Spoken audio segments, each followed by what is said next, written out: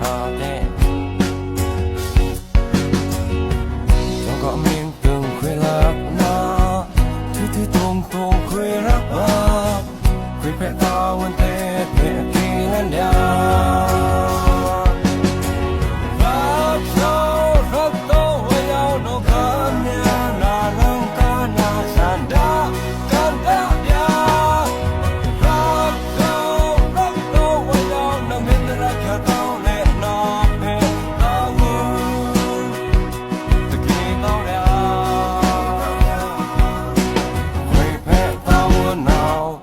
Rocky Dilanka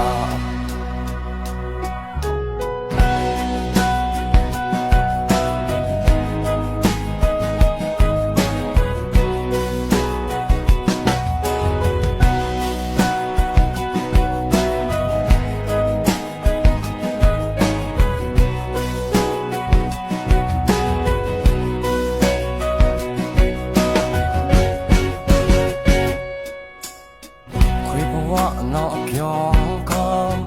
vì có uốn thiên thầm mơ ra ba na te trong có mình từng khuya lạc na thi tung khuya rap ba khuya phải ta uốn te kỳ nan ya